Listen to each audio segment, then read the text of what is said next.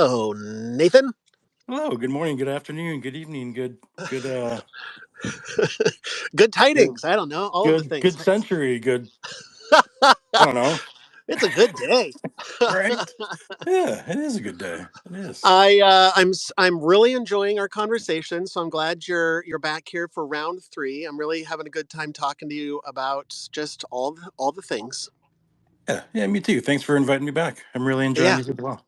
you bet. Tomorrow is the big eclipse, the big new moon eclipse. Do you follow that stuff? Do you care about it? Where you at on astrology? Well, okay, I definitely care about it, but so here's, I guess in my world, like with all things like astrology, actually everything, all of this, I always kind of try to filter out the noise because there is a lot of, I mean, any Yeah, any event that has a lot of attention to it, there's also that comes with it a lot of the, I don't know, the human experience noise that kind of gets activated around it too. right, right. So And like, are yeah. you of the belief that something is going to happen tomorrow? Something spectacular or whatever, or it's just a regular Well, old yeah, I eclipse? mean, something super spectacular is going to happen. I mean, we're going to have an eclipse of the sun, Yeah, you know, yeah, yeah. and that's huge. I I do, agree with you. I agree I with you. Do you think do. there's anything spiritual or supernatural to it, though? And here's the thing, like, I would say yes, but I would say it's not for me. It doesn't feel like, yeah, I do believe in the shift energy that there's going to be, because I do feel like all these energies activate, you know, the shifts Yeah, definitely, and yeah. especially something that's a significant event like this. There's a shift associated with it for sure, but I mean, it's not like I don't think like all of a sudden on April 9th, we're all gonna all of a sudden have a massively different, like the world's gonna look massively different and everything is gonna have a major change. Right. That's sort of what I'm insinuating, like a paradigm shift or something crazy. Yeah. Yeah. Like, I don't know. I guess I do, like, this kind of leads me to something I kind of observe a lot is the new earth concept. And Right. I've been questioning the new earth concept quite a bit recently. It's one of my questions that I contemplate a lot. And that Yeah. seems to be one of the common themes around the solar eclipse, is that Right. this is what's ushering in the new earth, or Right. think concepts like that, or like there's all the similar things of like, just there's all these crazy energies that we now have to integrate and just feel the suffering of all the energies that we're now integrating because of the major shift and all that. And I do feel like I don't like to read a lot of that because I don't like programs for me what my experience is going to be. And I don't like that. I prefer to, and when I read some of it just to kind of practice my discernment around things, Right. Yeah. Good. Good. Yeah. because it's a constant. I mean, this discernment stuff, it's a constant practice. Just like all of Well, it. and we have plenty of opportunities to practice with, the news and, just propaganda and who's telling the truth. And it's very confusing nowadays, I feel like. And so I think we're Yeah. being asked more and more to rely on that intuition. Yeah, it's so Um, true, right? yeah, I, I also think there's something special to the eclipse. I mean, the ancients all sort of, it was a big deal to them. So I think there is something special and spiritual or whatever about it. But I just feel like every time, people in the spiritual community will go on like, okay, the 8-8 portal is coming, or there's another full moon. This is going to be a big one, and then nothing ever seems to happen. Nothing ever seems like there's this big buildup. It's sort of like Y2K, like, everybody's all anticipating this big thing, and then nothing ever happens. Right, right. So So I'm kind of like, okay, cool. There's going to be an eclipse. It's special. It's awesome. But I've been let down too many times to just, I'm not.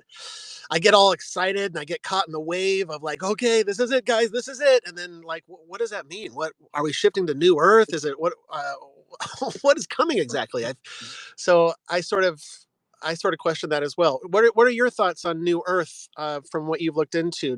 What is New Earth sort of? look like to you, or feel like to you, or what does it Well, mean? it's kind of fascinating. I did a little bit of browsing on that, and there's multiple different versions of New Earth, and just there's like different groups that call themselves New Earth groups. It's kind of fascinating, and Yeah, they all have a different version of what New Earth is. So I kind of right. just kind of feel like New Earth is just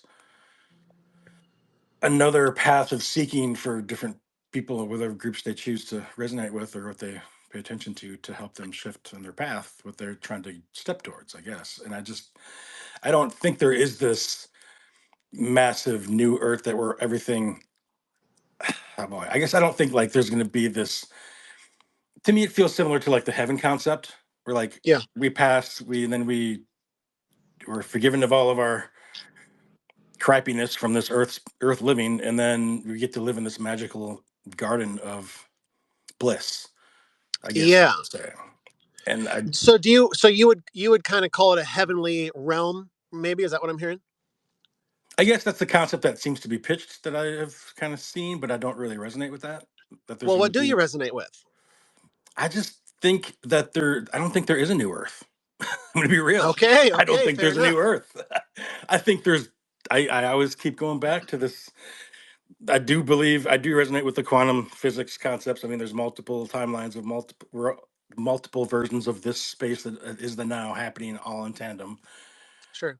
And I definitely think there's different spaces of this living that we could shift into that would maybe not be so in our version of the chaos that we live in. That would be more peaceful, Right. perhaps. Right. Um, but I don't think it means it's going to be all bliss because I mean that I still feel like there's always this balance. I think there might be a more balanced place, a balanced version of a timeline to exist in. That Hmm. maybe if I keep stepping towards my own life balance, that's the timeline I will shift to. Yeah. So But you don't. So you're not in the. So you're not of the belief that there's going to be some sort of an event, like a lot of people think that there's going to be some sort of an event that will sort of change everything, and the veil is dropped, and hello new earth, or hello new. What about just not calling it new earth and just calling it a different dimension? Maybe, hmm, is that something that resonates with you a hmm, little better, maybe, or what? that's interesting. Yeah, I suppose so. Yeah, Yeah, me too. That's why I say it. I'm I like, feel okay, that new more. earth, it feels kind of worn out and I don't really resonate with it, but shifting into another dimension somehow, some way is like, yeah, okay. Yeah, okay, I'm on board with that. Yeah. Like once we die, I think once our physical bodies die, I think our consciousness or soul or whatever goes to another dimension. You can call it a heavenly realm or the fifth dimension or whatever, whatever. But I think that's kind of what I'm thinking of. New Earth is just like, from what I'm told from people. I listen to all of these people who've had near death experiences. I'm really fascinated by it, and just kind of looking at the commonality. Mm, yeah. Share more. Sorry, can you hear me? I I popped out can. there for a second. I can hear you now. I got an Amber Alert on my phone, and it just sort of locked everything up. So, Ooh. 1 second, let me put my phone on Do Not Disturb. I think that was the problem. I'm not sure that'll stop an Amber Alert, but Yeah, but it'll stop good luck. everybody else who's trying to get a hold of me. I'm real popular. You have to understand that.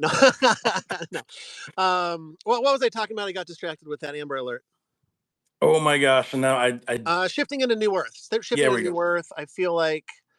Uh, what was I getting at there? That I question whether or not there's going to be like a big event, because I kind of have this feeling in my gut, that something is coming, whether it's a solar event or the power grid going down or a cataclysm or disclosure, aliens on the White House lawn type of a thing.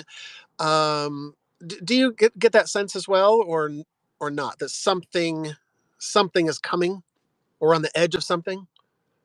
I do, but I'll be honest. Like, I also question like if it always feels that way through these different versions of human experience. I mean, that chaos element, or where there's going to be some massive event that changes everything. It feels like there's been so many different periods of history where that same vibe has been there. Yeah. So are you saying like people have been talking about doomsday for thousands of years? Is that where you're getting at? Yeah, Yeah, Yeah, same thing. I hear you. I hear you. Because I think that too. There's always been people saying the end is nigh, the end is nigh, the prophecies have foretold, we're in the end times. And they've been saying that for thousands of years. And I think even there's definitely massive events that occur, what I would say feel massive to us in this funny little container we live in. Yeah.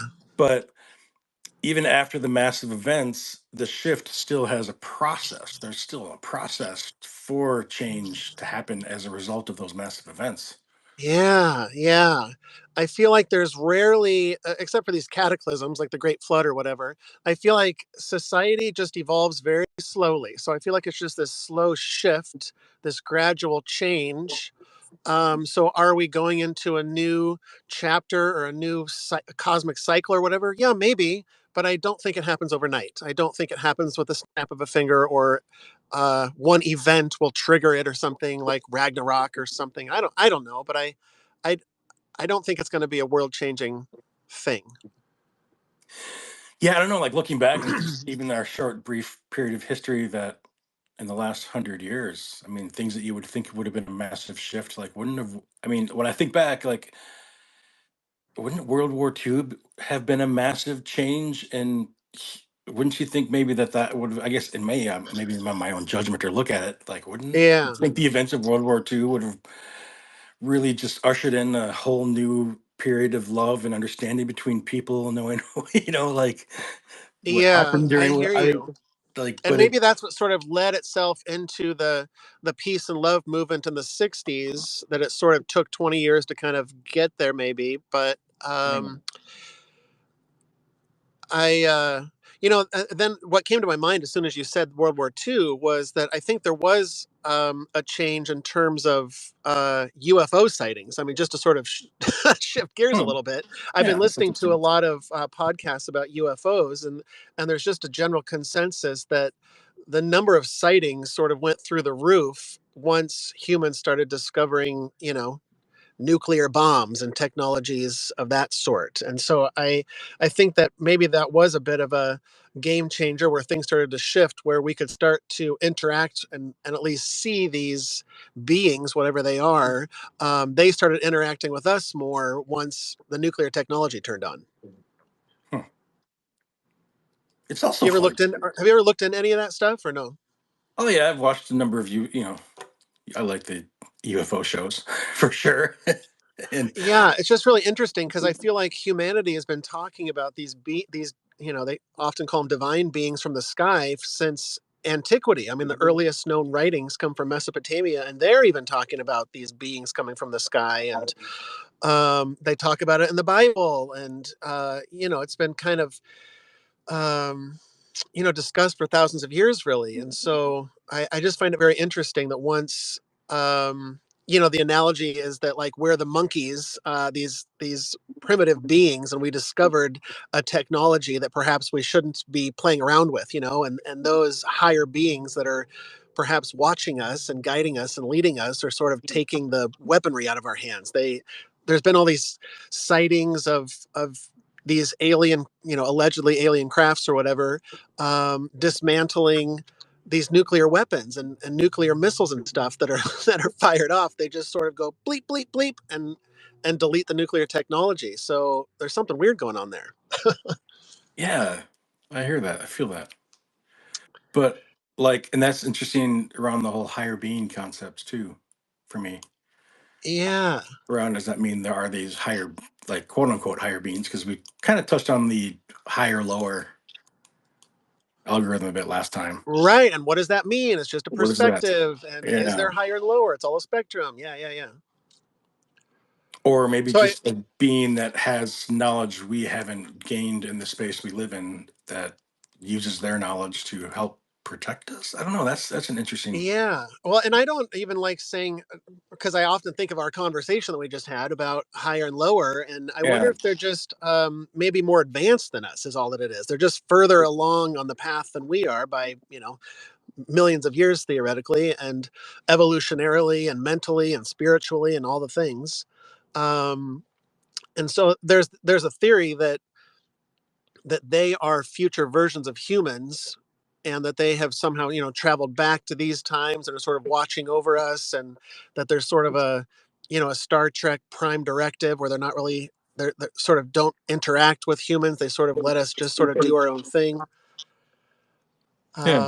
So yeah, it's interesting. I wonder if they're divine beings and they're actually like gods, or if the early interactions they had with humans thousands of years ago, maybe if just their technologies were so advanced that we sort of perceived them as gods. Hmm. You I know? keep also like my mind keeps jumping to this whole like, well, like these conversations sometimes feels have this silly factor to me when I keep also going back to, in my mind around the well, what's really real? Well, Yeah, right. like what is this space that we're in? Is it how real is it? And Is it just a it part of is, the simulation or just a part of the matrix or whatever? Maybe it doesn't. yeah. Maybe it's not even real. Like I started listening to the Kabbalion, by the way. Like I was Oh, yeah, yeah. I haven't gotten all the way through it yet. I'm just listening to a YouTube video of it. It's heavy. It's heavy stuff, but And it's so dense and rich. and honestly, that's kind of why my mind I keep getting to this. Well, what is it's all these silly concepts around aliens or not aliens and new Earth and not I don't know old Earth, whatever that would be. Right. Just kind of like have a different Why do you? Why I'm feeling. curious why you call it. I'm curious why you call it a silly concept. Um, do you think that's part of the programming that to talk about aliens is sort of like fringe and crazy and silly, or um, I mean, is that what you think about it? Do you think it's kind of? Do you feel awkward talking about it because it seems sort of like that can't be real? Come on. I think all is exactly just is because we speak it and we say it and we express it. And Hmm. all is I have this feeling, I have this general feeling that everything that we is as it is, what it is, as we speak it and live it and experience it, because that's what we're living, speaking, experiencing, if that makes any sense. Like, guess I don't feel. So it's this weird, like, I've been actually contemplating this a bit. Like, am I too, like, I'm looking for, uh, the opposite of attachment, detachment, Hmm. a lot of times as part of the,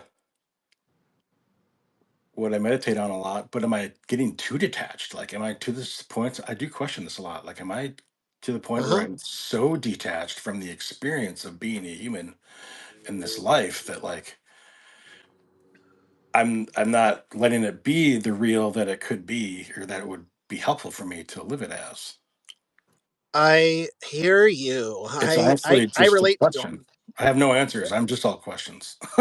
So Yeah, well, join the club. I mean, I totally resonate with what you're saying because I have felt that before, and I often feel that way, where it's like I have gotten myself to this place of detachment because the a lot of the Eastern philosophies and religions talk about just releasing and detaching from the material world. So I've really been doing that successfully, and it creates more peace and harmony in my life, etc. But it's very discombobulating, detaching from everything, because then you start to lose your connection with humanity. Like I do that as well, where I'm like, okay, I mean, I genuinely think there's a very high probability that we're living in a simulation. So I try to frame everything around that, and that's sort of my base foundation. And so, um, I'm constantly I constantly have to remind myself that this is just part of the human experience and not to detach from it, and to try to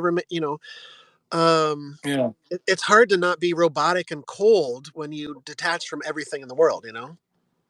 like like I was considering. I was literally thinking about the phrase that's often used. What really matters? Like the question. What really matters?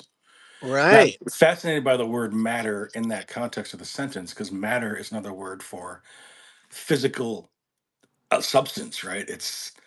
right. It's literally that which occupies space and has mass.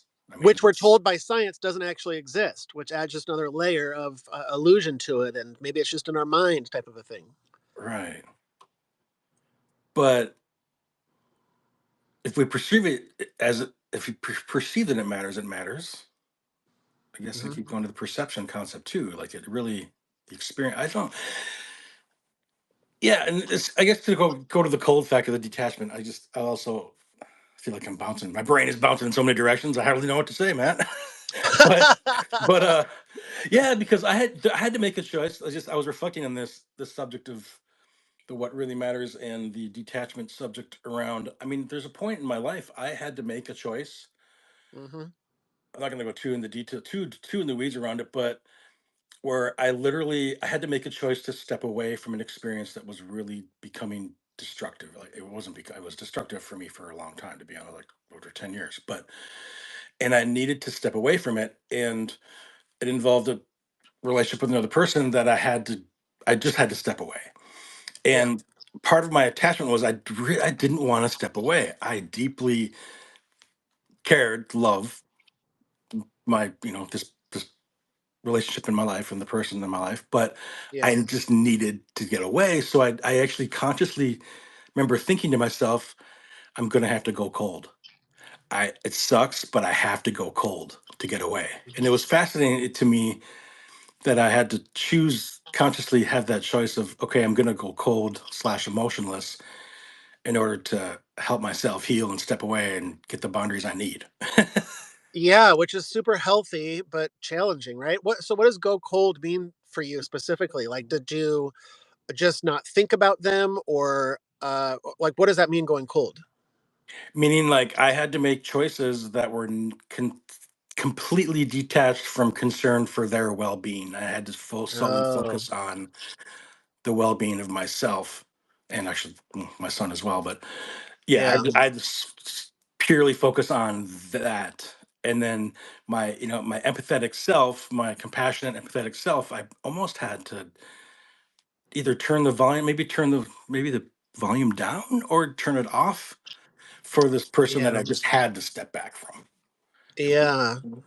It's so hard to draw those lines sometimes, especially with, like family members or people that are close to us, because you always want to be a good person. You don't want to be an asshole. And Right. so there's always that questioning, or that voice in my head, just, checking in, saying, like, am I crossing a line here? Am I being a dickhead here? Am I, doing the loving action is what I'm always trying to do. And when because I went through a period as well where I had to disconnect from several people in my life, and that was a really challenging time emotionally, Yeah. because they were close to me and they were part. I felt like they were part of me in some way, and so it's hard.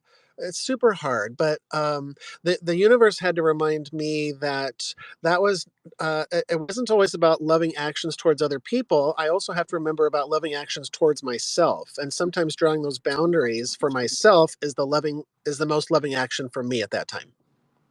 Yeah. Amen. You know.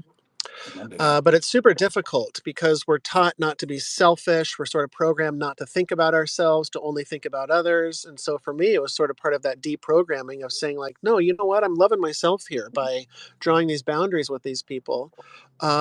Because early on, one of the analogies in my spiritual journey was the oxygen mask analogy of when you're on an airplane, you have to put your oxygen mask on yourself first before you start helping other people. Otherwise, you're going to pass out and be worthless to everybody. So I think of Amen. that often in terms of, like, I've got to give my own self love. I've got to build my own self up. I have to look out for myself first. And Right. then once I'm at a good place, then I can help others, my children or people in my life or society or whatever, whatever. I love that you use the oxygen mask because during the period that I'd made the choice to quote unquote go cold, that message kept on coming to the forefront of my life. Mm, Multiple people use that same analogy. Well, if the airplane's crashing and you look yeah. at that oxygen, you say you're sitting next to a loved one, that airplane's crashing to the ground, and those oxygen masks fall. Do you first put the oxygen mask on the person next to you or yourself? That question came up multiple times, and Right.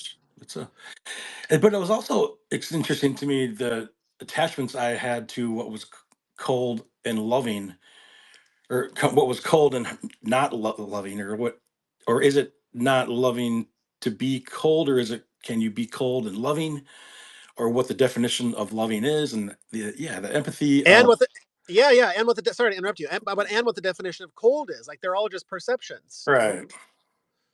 Like I literally, and I noticed my attachment to because the funny part that I'm going to also put in here is that say here is that when I was deciding to go cold in the context of this situation where I just had to, okay, I'm, for my boundaries' sake and for my own health, I need to go cold.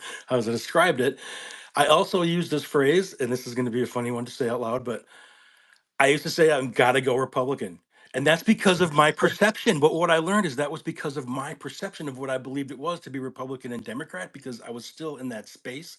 Now I don't really polarize myself like that at all anymore.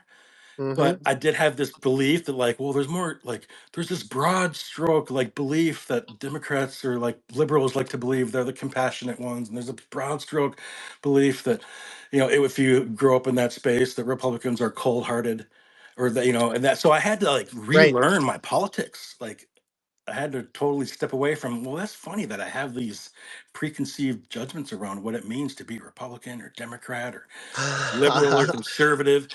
And I mean, the reality is, like, some people in my life that are extremely, like, I came from a very liberal type background, but some people in my Okay. life that I've never really, I've had friends on all sides of the aisles, and I've never believed in the whole polarity of it socially. And the friend, like, some friends in my life really helped me get through the period of quote unquote going cold, showed so much love to me that Yeah. they're oftentimes really the more conservative side of the world space that I live in, Hmm. like, really displayed so much love in this period of my life that I had to, you know, To your surprise, was it to your surprise? yes, well, Yeah. yeah, yeah. Or Yeah. it wasn't necessarily to my surprise. It was more, my surprise was more the, holy crap, I had these judgments that I had that I thought I was Mr. I totally love everybody. And now, to my biggest surprise, was I'm Surprise. categorizing people the way I prefer not to be categorized. No, I exactly. It's so hard. It's kind of ingrained in us to do that, and it's so Right? hard to deprogram that. That mind frame. I'm the same way. I mean, I often have a lot of judgments towards.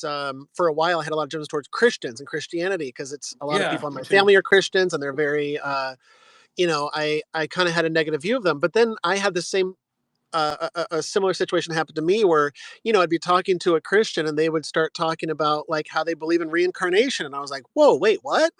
Like they would surprise me because I had my preconceived notions about what Christians believe and don't believe, and they're all the same, and but of course they're not. And of course it's a nuanced thing, just like politics. Like not everybody falls neatly and nicely into this camp or that camp. Yeah. Yeah, it's super eye opening and good. I think to see people who fall outside of our expectations, because then you start thinking about perspective and it kind of opens up your own. I'll speak for myself, for my own perspectives. I could start seeing things differently. I'm like, oh, okay, I can kind of see where they're coming from now, rather than saying they're wrong, or uh, it's hard. It's hard not to point the finger. I'd like Yeah. to talk Well, I about. feel like I'd in like this to talk about. programming, oh, go ahead. Go ahead. Go ahead. You. I was saying, I feel like in this programming that the constant, I'll say, the programming that we see on all of our feeds that we look at, or online, or I'm going to say radio, but radio feels ancient to even say right now. Yes, it does. But that these categories get, there's these preset defined parameters that if you call yourself this, then these are the definition. This is what that is defined as. Mhm. It's really put in our face a lot. Mhm. And the reality is, of course, none of us fit into any of those definitions of those categories at all. If you talk to have individual conversations with anybody that defines himself as, or labels himself as this or that, the deeper conversations always reveal there's really, the limits that we perceive within those descriptions of, I guess, the labels we use definitely are not that well defined, for Yeah, sure. absolutely. And And I what love that. is I love that experience constantly. m- me too, me too. My definition of right wing is different than your definition of right wing. Right. For example, Oh, and yeah. um so I want to I'm curious about your politics. So you grew up in a liberal household. Would you consider yourself more conservative today, or did you go through a conservative period, Oh, that's interesting. or So, what? well, I would say I grew up in, I guess I did grow up in a liberal household, in that I resonate, because actually grew up in a household where my father was more conservative and my mother was more liberal. So I actually grew Okay. up in a household that, and that was a lot more common, I would say, back when I was a kid. I mean, there was more, like it seems like maybe this is wrong to say. I don't. Maybe it's not true in the reality of the experience of, but households where there was between the matriarch and the patriarch of the household didn't always have the same political beliefs, and that would seem more common to me when I grew up. I don't know. Is that true? Sure. I don't know. But Well, it's true. It's true for you. Whatever. yeah, Sure. yeah, right. So yeah, but I resonated more with my mother in that context of but Mm. also because I had some issues with my father, maybe that I was stepping away from, Mm. Did and you guys talk about politics very often in the house when you were growing up, or not? not really very often. Well, I guess my mother, and yes, I guess it was my parents, more when my parents got divorced and I lived with my mother more, and my mother talked about it a lot, to be honest. Okay. And I didn't really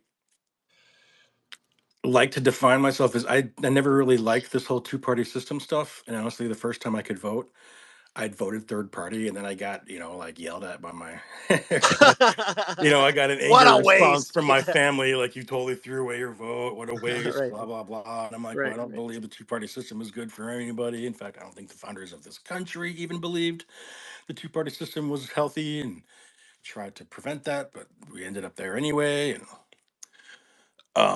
so yeah, politically, I guess, and now I guess I've always had this also element where there's this common divide where there's this concept where people tend to believe conservative mindsets more in the rural areas and liberal mindsets are more often in the city areas. Right. And I grew up in a city space, but I've always been drawn to working for like smaller companies in the rural areas and as a technician. Like I just loved the small business mindset with smaller companies that tend to be run from rural areas. So I tended to blend, like I've always been a bridge walker. I've always been a in between space person.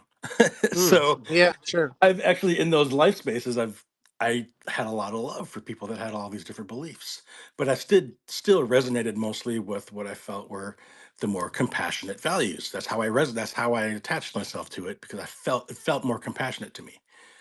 Yeah. But I do feel this overall energy of like I've let go of my versions of what compassion is in that context and opened up to I just don't really resonate with either of it at this point. I think it's meant to divide. There's the way they're put out there are meant to divide us as people and divide us as energies and divide us in every way possible.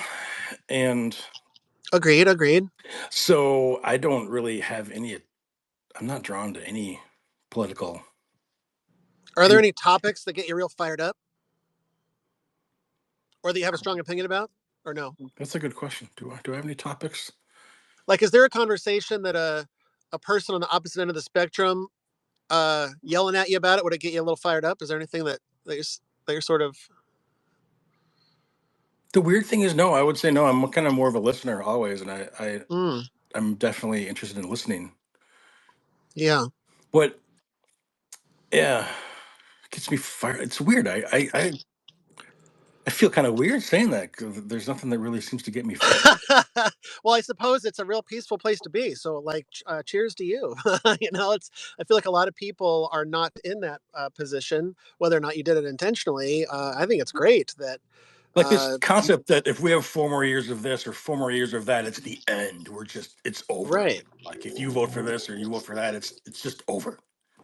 I'm like, I don't Right. believe that bullshit. I think we can go through another 4 years of whatever happens, and that's such a minuscule part of this whole experience we have on this life space that it's that four Hmm. years is not going to make or break anything in my mind. Yeah. Well, I would agree with that as well. Do you vote? I always have, and I'm not even sure this next election. This is the first election coming up that I'm really like, I don't know if I'm Yeah, going it's a to. real personal question often.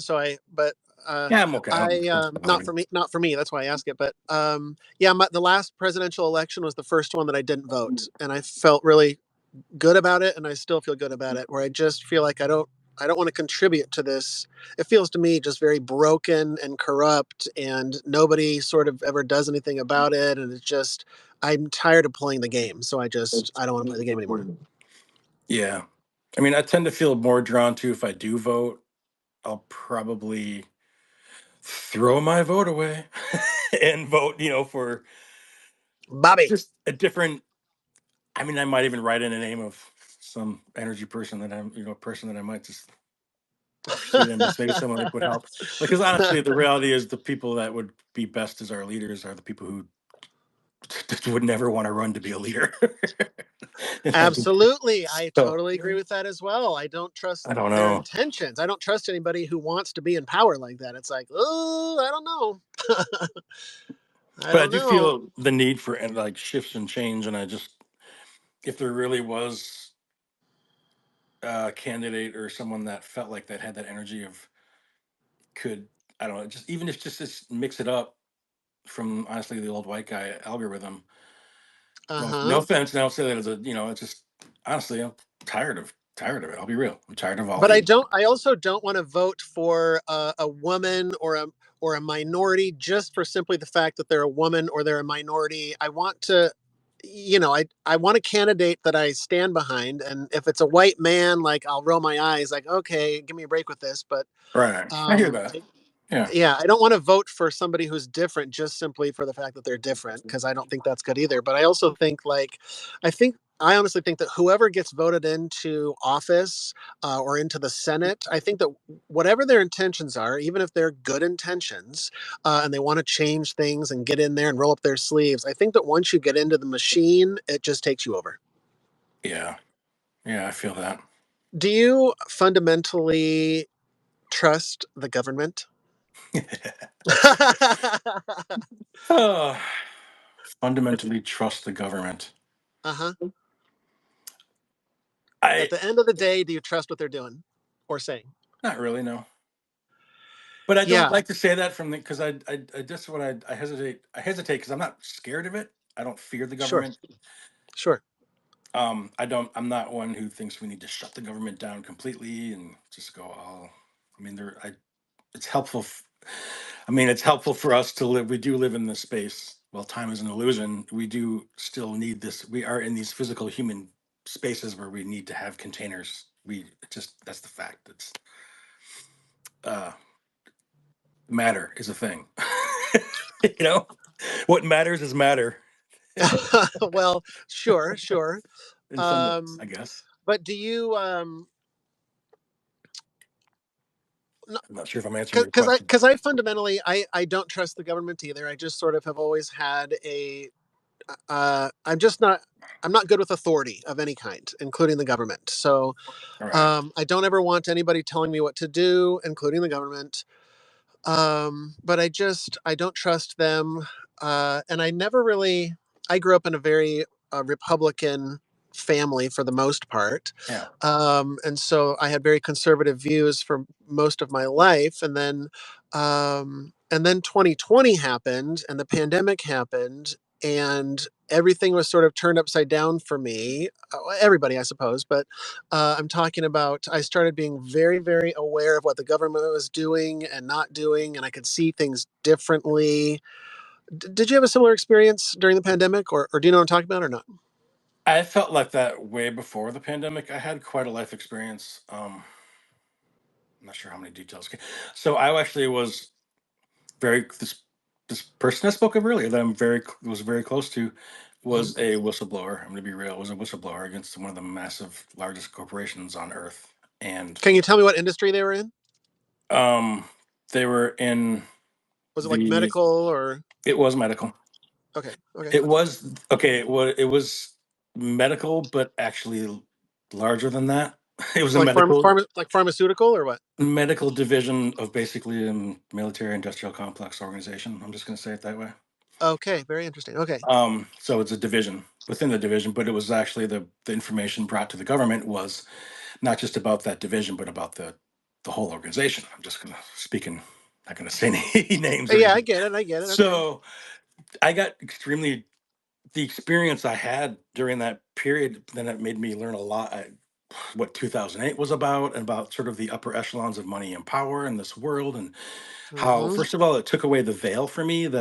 That's one of the reasons that's when I started to let go of this they concept, because it really showed me that these are individual beings, people, humans, making choices in the context of their space that they live in. It's not a grouped. I don't really do believe there's a grouped they that have this. It's like there may be individuals within a they feeling that impose a lot of bullshit in our world, but I don't think in that space there's actually, they're all individual human beings Oh, who are hold on. making Can I just choices. clarify? I just want to clarify what you're saying. Do Yeah, you not believe that there is a group of people that are secretly running the world or beings that are running the world? You don't believe that? Is that what you're I saying? don't believe that. I don't actually know. Yeah. Okay. Okay. Okay. I think that there's a tendency for humans and groups to, I don't know. I don't know. That's, I guess, where do I go with this? So I guess to go back with the government part, I'm going to go back Yeah. to Okay. the experience of just being disenfranchised, and the vision that I had, or the clarity I got around, various past financial disasters that happened in our country, and Uh huh. the the perceived battle between government enforcement agencies and corporate, like the largest corporations on earth, and corporations that are bigger than governments, than even the biggest Yes. governments Yes. on this earth space, and the game that's played around all that. There's a game. It's a total game. But I don't Absolutely. necessarily think there's a small group or a group of people who meet in a room and say, okay, well, here's how we're going to move the levers of the game to get what we want. Okay. Do I you actually do you think believe that there? Go ahead. I'm sorry. I think every player on every level of all these different games, I'm going to call it, even all the way up to upper echelons of corporations and government, and the bigger upper element, the ones who have I don't know, their handle on the levers of the monies that flow in this space, Mm-hmm. um, are all different individuals who are operating within their own life space of what they perceive as the best choices to take care of their family, of their lives with their families, their what they want to do for themselves, their personal goals, and Yeah. I Okay. don't necessarily think there's a big like, well, let's let's fuck everybody up and go hide on this island, small group of people. Gotcha. A cabal, if you will. There we go, cabal. Yeah. Sure. Okay. Okay. So you don't believe that there's a reptilian cabal that's running everything. So do you believe that there are certain families or powerful individuals that are kind of pulling the strings in terms of global affairs? Not necessarily from an evil standpoint, but just that there are a small group of people that are kind of intertwined in all world affairs. Do you think that that exists or no? Oh yeah, for sure. Yeah. Okay. Okay. I think just by proxy of their like of, I mean, of who, where they are, where they, yeah, even just by Yeah. proxy of their experience, So like royal families and like things like that. I think that's some a of that. that's a synchronicity. As soon as you said royal families, I was thinking that in my head 10 milliseconds before you said it. That's really funny. That's great. I love So it. these royal families. So I'm assuming that you don't believe that they're reptilian of nature, correct? Well, I think there's a reptilian mind that we all have.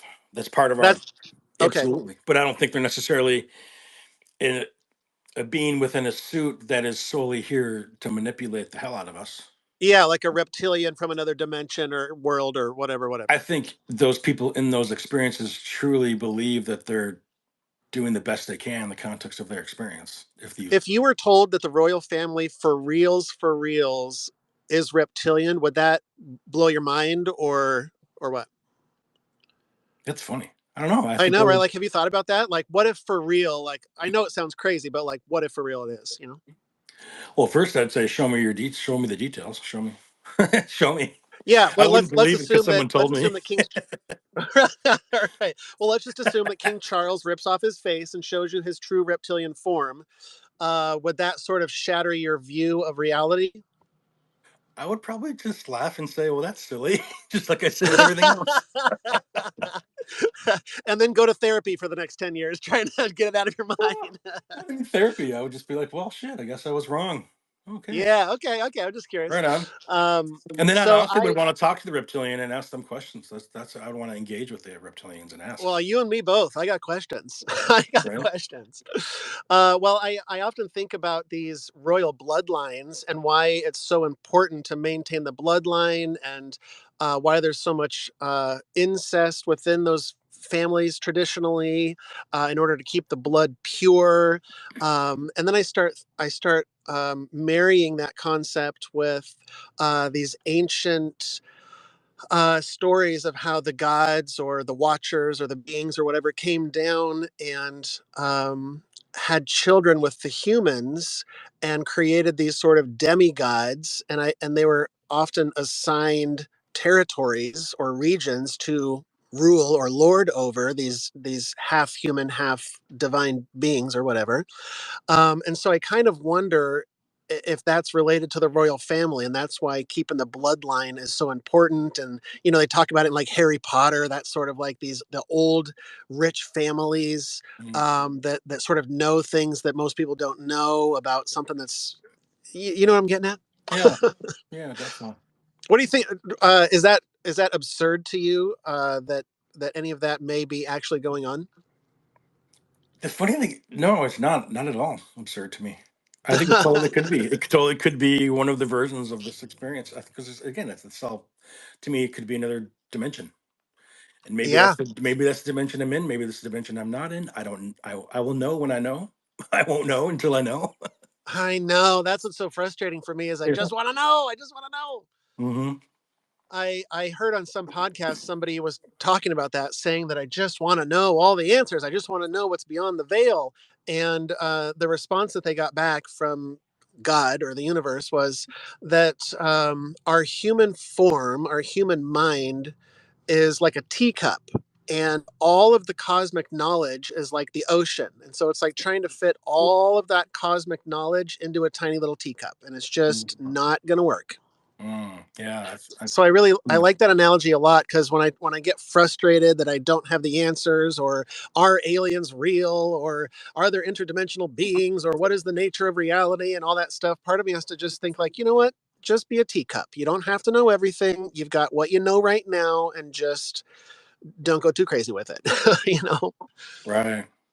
What do you think about the element of just everyone has their own teacup and all these different teacups are trying to mix the teas together, but you know, I guess I'm just trying to. Where am I going with that? I have this you vision, just I have want I this think you want image to in have a my tea party mind. maybe. Well, just because it's fun. It's fun to talk about all these different possibilities. Like, are there Yep. reptilian brains? But I also do Yep. sometimes question like, is that fucking crazy? Is that freaking crazy to like? But I like the exercise, the mind bending exercises too, because I think it helps open Yep. up. Yep. But I also question like because sometimes these mind exercises don't work so well for some, where they get very attached to their version Yeah. of what they see, and even if what they see and experience is not and work doesn't line up with. I guess I'm kind of segueing into mental health. I'm going to be real. That's where I'm Yeah. segueing. So what is Yep. mental health? I mean, because I explore a lot of different curiosity, mind bending thoughts, ideas, things, but Hmm. somehow I guess I'm also very obsessed with grounding. So maybe that does help me. but Yeah, for sure. but I mean the just the whole mix of it all and under like letting go of it's wrong for someone to think this, so they must be mentally off Yeah, concept. I hear you. I hear you. People, it's very easy for the human to get attached to their belief systems, and it's very hard to often see things from another perspective.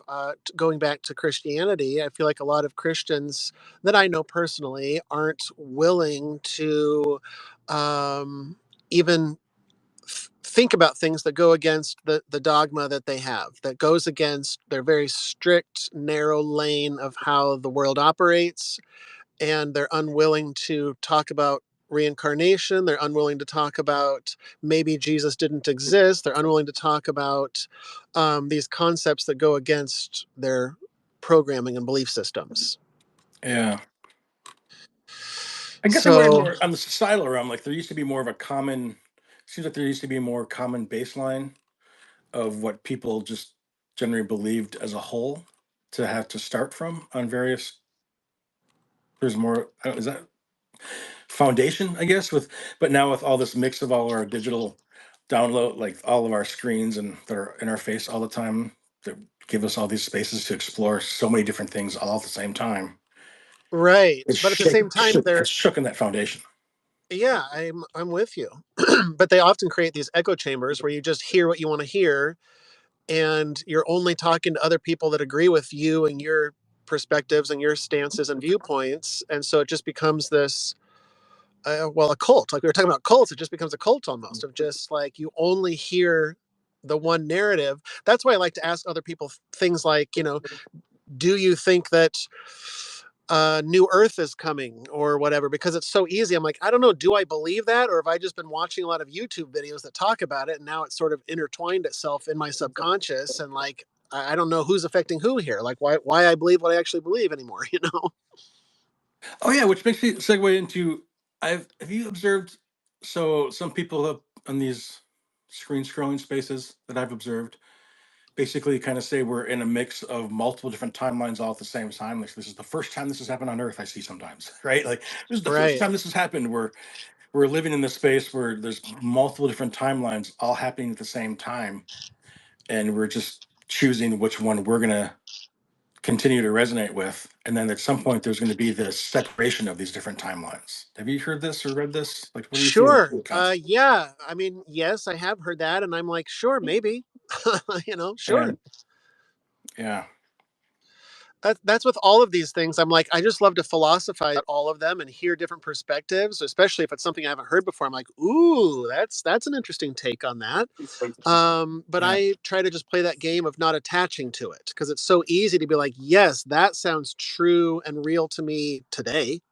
So that's what I'm going to latch onto and make that my new belief system. But I'm trying to detach from everything. So I have to just sort of stay in this space of like not attaching to it. That's an interesting philosophy and letting it go. you know, Oh, yeah. Hmm. because then once I start attaching myself to these beliefs, like, oh no, new Earth is coming. It's the fifth dimension. We're gonna have this shift. There's going to be a solar event. Once I start latching on to a certain narrative or timeline or whatever you want to call it, um, then that becomes a part of who I am. And now I'm latched onto it. And then when it gets real deep, then I start attaching myself so hard to it that I start arguing that you're wrong if you don't believe that New Earth is coming. And if I have to start defending myself and why I believe, then it turns into this whole ego thing again. And so that's why I like to remain detached from it so that it doesn't like, I don't become worked up when somebody, um, argues with me or tells me I'm wrong. If I'm not attached to it, then what do I care if they believe I'm wrong or believe something different? Right. But it does feel nice to be a part of communities and sometimes being that part, Yeah, as you join, as you like resonate with certain concepts, then there are communities that build around those concepts. And I guess I'm trying to find the space where it doesn't matter what you resonate, there's that feeling of community. And I guess I question that a lot because it feels like most communities are built on the foundation of these are what you beliefs you have. These are, I don't know, we all believe this. So you're a part of this community. right. Like I guess, religions or politics or whatever. yeah, I'm trying to find that space where you don't have to define ourselves like that, but still feel that community. I'm with you. I'm 100% with you. I'm on the path, I think, of cultivating that community because I have that desire as well, and I believe in manifesting that. With that, I believe in manifesting. So I think that we can manifest these things, and I'm working on manifesting a community of like-minded people that don't necessarily all have to have the exact same beliefs, um, and we can all just have a conversation without getting all worked up about it and pointing fingers and saying, well, you're wrong here because of this, or the Bible doesn't say that, so you're wrong, or any of those things. Yeah, it's funny. So I'm feeling the energy of like having a community that's not so attaching to the community. The detachment. There's the detachment. Yeah, well, I think you got to join a Buddhist community, is what we're talking about here. I think you got to just be Buddhist. Well, even that. No, I'm a participator, so I want to like. It feels like there's this. idea that if you're a Buddhist, you don't participate, like you sit and meditate with a group of people in a room every day, and Sure. that's just maybe my judgment of it. Like, but that's or my perceived version of it based on what I've been told from the outside world, I guess. Yeah, definitely. I hear you. Yeah. But I feel the energy of needing like participating in whatever community I'm in as I am in those communities from moment to moment, whether it be like, I don't know, like hanging out at the baseball game with the other parents who have their kids playing the baseball game. And that's a one community, or going Yeah. to work and going out for lunch and having lunch conversation with my coworkers. That's another community. And I mean, it's just, but being able to flow through those communities and find the common links between where everybody has that link. Yes. Do you feel like in those different communities in your own life that you are the same person across the board, or do you find that you act differently around these people than around those people? I'm just curious. I would say in the past it's been more acting differently. I'm getting better at just being, it's a process I'm learning. Totally.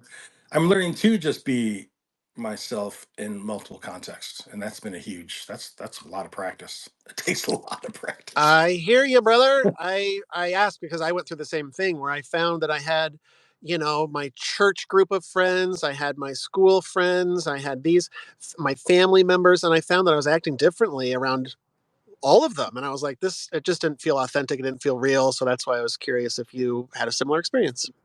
Yeah. Yeah. And that doesn't mean I'm saying like in everybody's face about who I am everywhere I go. It's more No, just no, that no, no, no. I'm less likely to hide who I am in the context of conversation that comes up as it flows. Like, I'm more open to say, yeah, I don't really feel the politics at all, or I'm not really, whatever subject is coming up, I'm more willing to be open about my perspective as it comes up. Okay, so when you're slightly differently around other people, do you think it's because you're maybe embarrassed of how they'll perceive you, or because you're just a private person and don't want to necessarily share your political opinions, or why do you think you hold back a little bit?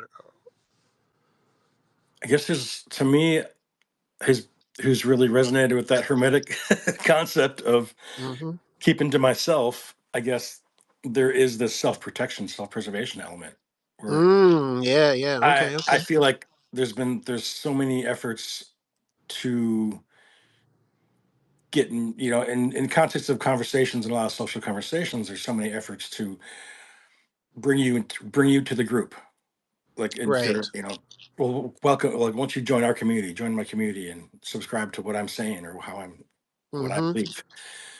And I'm so this well. I respect and love your beliefs, but I also, respect and love everybody else's beliefs too. And I'm not gonna. Yeah, totally. It's so hard because I feel like just as human beings, we're just naturally programmed to want to be a part of a community. If you're ostracized from a community or exiled from your community, that's like the worst possible punishment Yeah. historically. So, like, I get it. Well, I watched a couple more cult shows this last week. Yeah, I found Yeah, a new one too. and I'm just kind of obsessed with the whole, yeah. Why where do those communities, like, what energizes those communities to stick together even in the dark times when things even get kind of shady, and the Yep. shady things that people in those communities end up doing with the community that they're in Sure. really blows my mind. I'm really fascinated by that. Yeah, it's very human nature has always been so fascinating to me, especially in terms of a cult or groups or how we or how people just want to fit in, myself included. I mean, I'm with everybody. Like, it's just in our DNA to want to fit in, because if you don't fit in, then you're out. You're kicked off the island, and you don't get to have any of the safety net that comes with that, the security that our reptilian brains are sort of like thriving for. Oh, I know. I know. Do you find in your own life? Well, first of all, would you consider yourself spiritual? Is that kind of just generally? Yeah, I mean, generally. So as you started exploring these sort of spiritual things, have you found any not pushback, but sideways glances from anybody in your family or close friends that have been like, what's the deal with all this spiritual stuff? What are you talking about? It's interesting because I would say no, not really. Um, no, not really. But I Yeah. don't. I'll be So real. I don't talk about it very often. That's the other part. Like I don't. okay, that's where I you and don't I share. differ. Is I like to talk about. I like to get like when I'm meditating, I'm letting everybody know I'm meditating. I'm talking about meditating. It's the new thing I discovered. I love talking about Yeah. meditating. So when I'm and I went through a phase where I was real hippie phase and I was wearing like bracelets of lapis lazuli and crystals and incense and all of that Yeah. stuff. And so everybody in my family and my close circle, they all knew, okay, Matt's sort of into spiritual stuff now, I guess. So it was very Yeah. obvious. But perhaps it wasn't as obvious for you because you just weren't talking about it. And it's interesting because I question: Am I avoiding? Am I like? Is that from? I question: Is that a fear thing? And I guess maybe that there is an element of that there. The why I don't Mm. broadcast it all the time, but I also don't feel like it's necessarily helpful. If it's helpful for me to broadcast it in ways or share, then or helpful for them, maybe even I don't know, but like is it fear that's preventing me is what my big question is right now, and I don't, sometimes it is, Mhm. I think, and sometimes it's not, I think. Well, yeah, it definitely was for me. And the fear was I didn't want them to judge me or make fun of me or tell me that I'm wrong and going to hell, essentially. Oh yeah, see, I don't really have that vibe with my family, like, Yeah, I definitely did and do. So I think there's many people in my family that accept me for who I am and love me. I'm only talking about a few people, of course, but yeah. um, yeah, I definitely went through a hard period where I'm going to a family gathering this weekend, and it's like, do I? I had to like have a little pep talk for myself before I would go in and say like, don't be the spiritual weirdo. Don't go nuts talking about reincarnation or aliens. Or I definitely tried to bite my lip because I didn't want them to judge me. Mm, yeah. And I didn't want to get made fun of or anything because it was all kind of new to me, and I wasn't really secure. I wasn't secure or confident in any of those things, and so it was a process for me of just slowly becoming myself and slowly learning to just like, you know what, I love talking about this shit, and that's okay if you don't, but I'm going to talk about it. Yeah, that's great, I really respect you for that, thank you. Yeah, yeah. Well, thanks. There's Um, still spaces I think I don't share, like especially my workspace, I don't share a lot very often. This is like yeah. my big sharing right here, talking with you, but I don't, there's a lot of spaces I don't share much. I don't share much. And Well, but I'm with you. For my whole life I did not share. I had a big wall up. I'm not insinuating you have a wall up, but I did. And I had this exterior that I wouldn't let anybody get past. And I pretended to be confident when I wasn't. I was pretending to be somebody that I wasn't, and it just felt fake, like I was wearing a mask the whole time. Um, and it just felt that was my whole life. I was that way. I never opened up to anybody. I was never vulnerable. I would never tell people my true emotions or feelings. Like I bottled that shit up deep. yeah, I hear that. And so around 2017 was kind of when I started hitting my hippie phase, and I just sort of had this.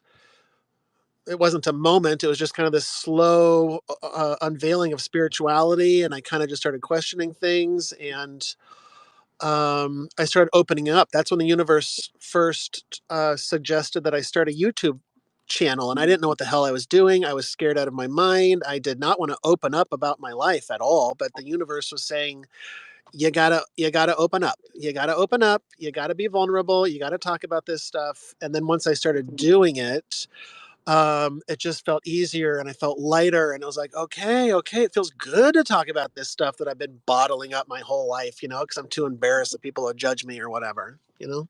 I love it. Thank you for doing so. It's so amazing. Yeah, well, thanks. It's I wasn't.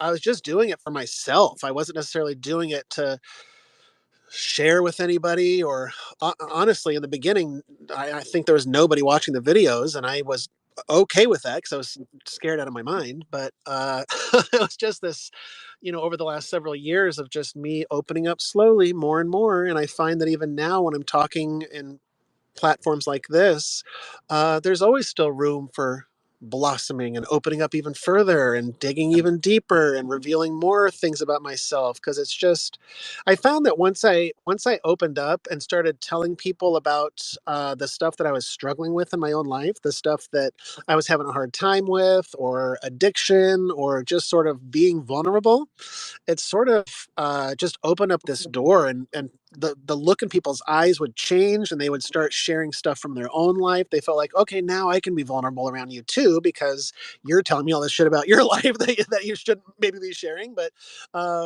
if you're going to be vulnerable, then I'll be vulnerable. And I feel like it's been fun to watch the as I become more open, that others around me tend to become more open too, and I think it's special. I totally agree. Totally agree. I had a funny experience like a couple weeks ago when a family member said to me, "You're gonna think this is really weird, but I decided to go to see a group medium thing." And I'm like, I was like, wait, so either you haven't been paying attention to me in my life for the last couple of years, or I'm not really sharing enough with you to share where I'm at. Because like to have anyone in my life that I is that close to me, a very close family member, say you're gonna think this is weird about a medium. I'm like, are you kidding me? Like, Yes, there's nothing I hear you, about but me that would think that's right, weird. It right, was right, fascinating that right. that person had that self judgment around themselves, and then I had to question my role in their own judgment, self judgment too. Like, oh wait, maybe I'm not sharing. I'm. This is maybe I could open up more in the context Yeah, of that's relationship. interesting that you say that. Yes, yes, yes, Yeah. yes. And it's just more it's opportunities like that that present themselves, that are little gifts from the universe, that's like, hey, here's another opportunity that you can open up a little bit. And sometimes I would take that opportunity, and other times I would say, nope, not today.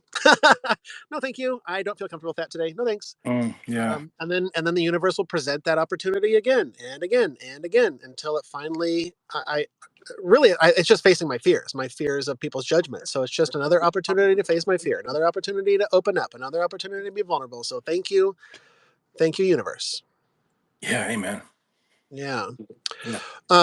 And I've also found that, when I become labeled as the spiritual guy in the family, or the guy that talks about weird shit, I found that people tend to open up about that stuff too, where they're more likely to talk to me about aliens or interdimensional beings, or this one time they had a supernatural experience where they think they saw a demon or Jesus Christ, or, these things that people, are kind of embarrassed to talk about and won't talk about in polite company. But I feel like, once you sort of are your true authentic self, other people tend to reflect that back. Yeah. So true. So true. It's like with the aliens too. I feel like a lot of people, I hear these podcasts of people interviewing people who have had these alien experiences, and they are embarrassed to talk about it because of the social stigma, or they don't want to get made fun of, or have, think it's silly or whatever. And so they just won't tell anybody. But once you open up and say, hey, I've had an experience, then it opens the door for them to too say, oh, well, now that you're talking about it, I actually had an experience too. And so I think that's very interesting. I get really excited about. I think that part of that's also generational because I really excited about the younger generations. Right. As what I consider myself an older man. I'm old. Sure. Only I'm not that old, but like I started doing like what I called emotional work like in my 20s, which was in early 2000s, right? Mm. So early 2000s or late 90s.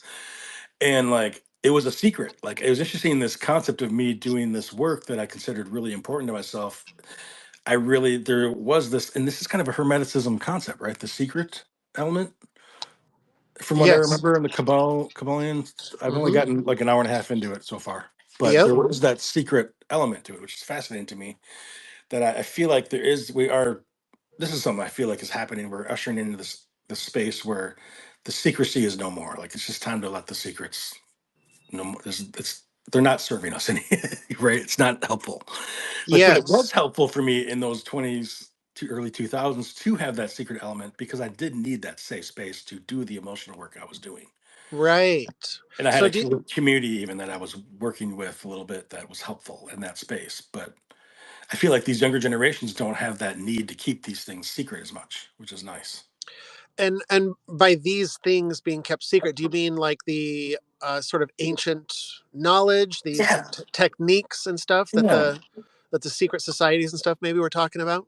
Yeah, for sure. Like the ancient knowledge, Right.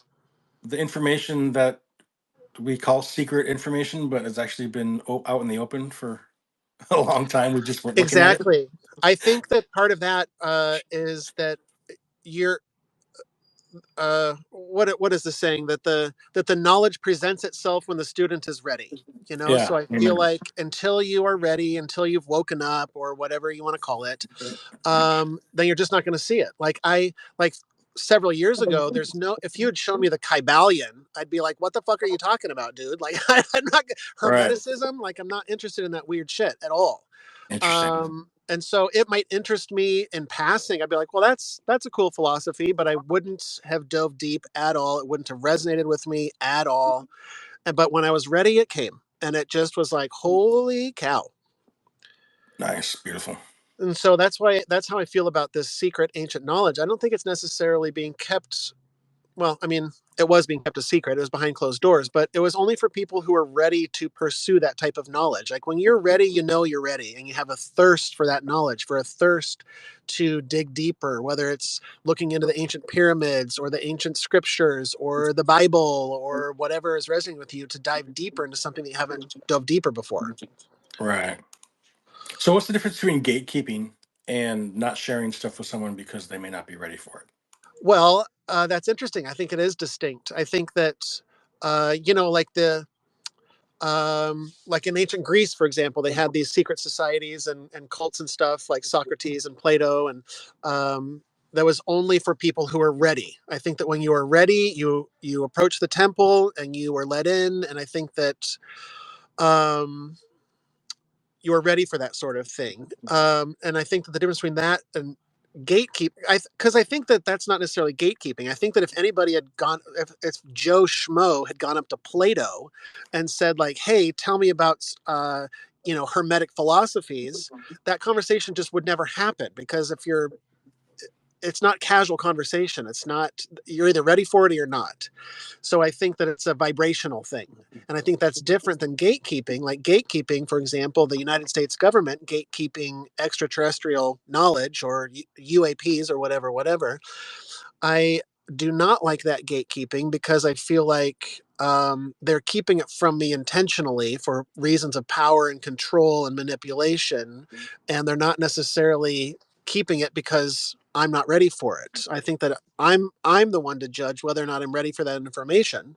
Some people aren't ready to hear about aliens. Some people aren't ready to hear about some of these crazy things that the government is doing or not doing or conspiracies or whatever.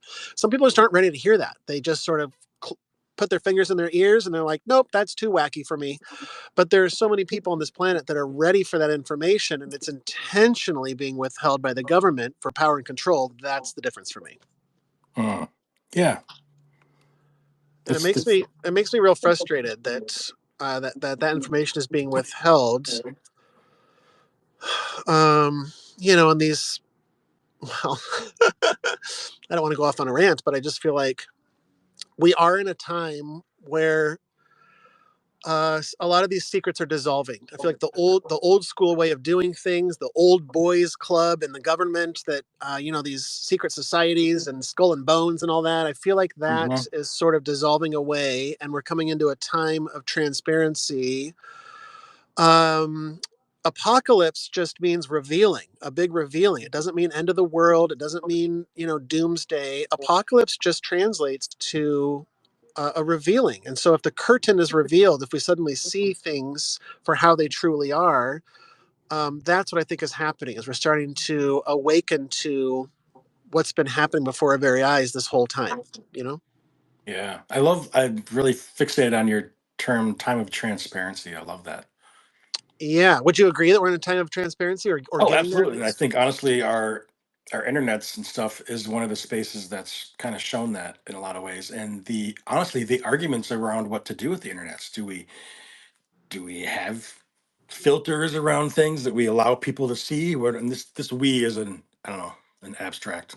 It's an abstract. Yeah, sure. But or do we just let all information flow as it flows? And even if people get caught in information that may put them down bunny holes that are possibly self-destructive to them, let that just go as it goes.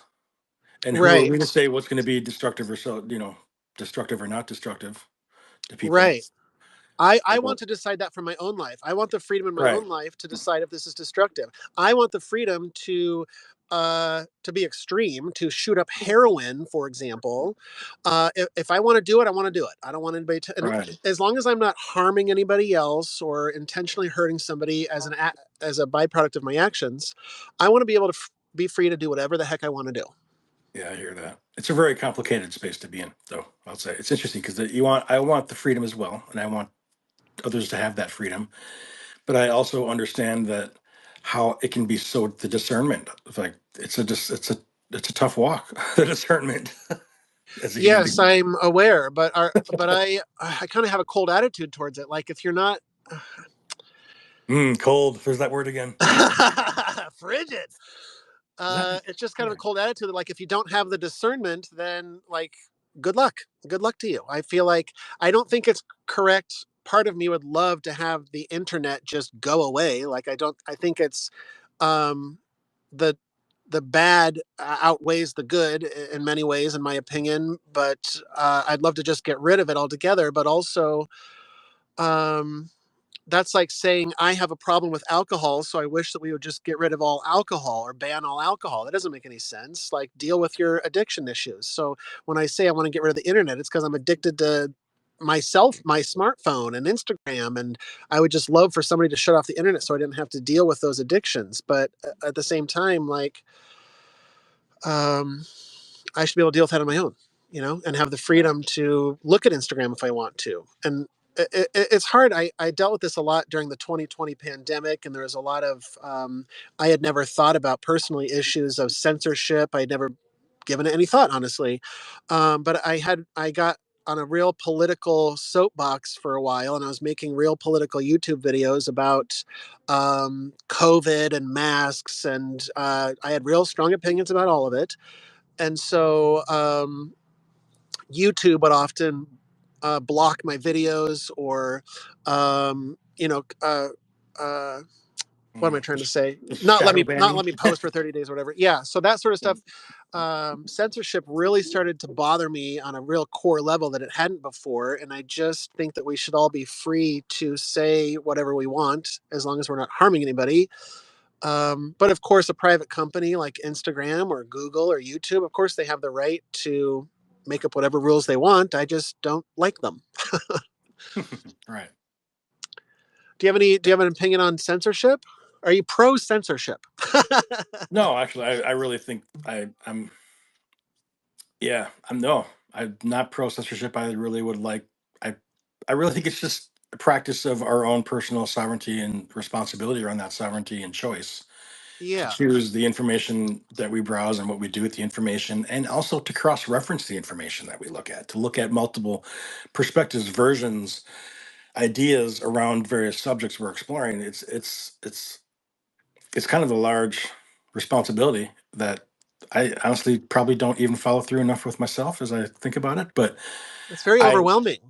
I think that it's I think it should be open. All this communication should be open as just total open format. I do. Where I agree with you. Where's the line for you? Do you think that there's something that shouldn't be talked about in an open forum like Twitter, for example? Hmm. Honestly, no. I think we should talk about it all Yeah, because I think the more we talk about it, there's so much power. I mean, in speaking all these different words, how we use these words, and the different truths and the different perspectives on what we. I mean, it's just there's so much. Oh, it's pretty empowering to follow that. yeah. Yeah, we live in an interesting time where we have access to all of this knowledge and information that we never had in history before, theoretically. Um, and so it's really interesting. Yeah, I try to teach my kids too that to just question everything. Just because your teacher tells you something, or the president says something, or a doctor tells you something, it doesn't mean that it's a fact. It means that that's their perspective, that's their opinion, and there might be other opinions out there. And it's up to you to decide what your opinion is on the matter, and to essentially question everything, including what your father tells you. Like, don't just take what I say at face value. Question me, like because I'm not infallible. I'm not always right, and I'm just a human, and I'm just telling you my Matt Owens perspective. Um, and so I think it's healthy. I used to get really worked up about what the teachers and the public school system were teaching my children, and I got real angry and triggered by it. And I had to work through that, and I came to a place now where I'm at peace with whatever the teachers are teaching them, because that's just opening my children up to another perspective. It doesn't mean that your teacher is wrong or your teacher is right. It just means, like, now you get to see another perspective, and let's talk about it. Yeah, beautiful. Yeah, I think it's healthy, and I think we're kind of heading that way as a society. Slowly, I can kind of see it slowly happening. I'd like it to happen overnight, of course, but I don't think it will. But I think people are becoming more and more open to just listening again, like you do. Just sit back and listen, and not to have judgment, and not to feel like it has to become a debate, or I gotta prove him wrong, or I got all these facts and figures that are gonna shut him down. Like, why does it have to be that way? Yeah, right. Yeah, it's such an interesting mix. It is interesting. Yeah, I kind of So, part of I feel overwhelmed with all of the information we have today, and the 24-hour news cycle and social media. And we're just sort of, it's like a fire hydrant, a fire hose blasting us with this information at all times. And so part of me wants to go back to the good old days when we just lived in little smaller communities, like the ancients did. yeah. Um, but I I don't think it know. also like the open format of communication and access to in what we consider, I don't know, information or not information, depending on Yeah. your perspective of it, Yeah. is it also helps agitate the. I really like this alchemy idea around. There's this agitation that helps the actual process of whatever alchemy, chemistry is happening, whatever reaction happens between various different elements. So I'm not speak. I'm not a. I don't know the scientific language to speak it well enough there, but I get that it. agitation factor. There seems to be an ingredient in most of these chemical processes or chemistry or biology or alchemy that we talk Yep. about a lot, where there is that agitation factor in that. This open format of communication, I think, helps that agitation happen because it helps the communication of people to see, like, oh my God, there's you think what? You feel what? I don't. What do I think? What do I feel? What? What? And we're constantly having to redo this, recalibrate. But Hmm. the engagement around all of that is so extremely helpful on clarity. I don't know. I really feel like it helps the clarity. Is the perceived too much, too much, too much info helps get to the clarity by you got to. It feels like that the process of what siphoning through or mixing those chemicals together really helps bring that clarity for me. Yeah, that's interesting. So it's a good thing that we're going through this time. I hear agitation. I hear you describing. I'm with you. I follow what you're saying, but I would Yeah. even use the word chaos. It's sort of a chaotic time where everything is sort of being shaken up. Yeah, I see what you're saying. I kind of like that. That it is sort of something that has to happen naturally as a part of the process, but also yeah, it is good because then you're exposed to everything else. It's a good shakeup. Well, that word chaos is interesting because the chaos oftentimes has this is from what the algorithms have told me. This is how I say it. From what the algorithms have told me, chaos is oftentimes more of a feminine energy, which is also more of a creative energy, which helps the creation. And, if the feminine energy is the origins of birth and creation. Yeah. So I do feel like there is that we're stepping towards, I do feel like we are in this time of the masculine energies are the balance I'm always looking for. I do feel like the teeter totter or whatever of the balance here, we're more in the masculine right now in this phase of life and the world that we're in. And that part of that shifting is opening up these spaces that feel like chaos are actually activating the creativity and the feminine energy that we need to get to help this balance reach level out in this living space we're in.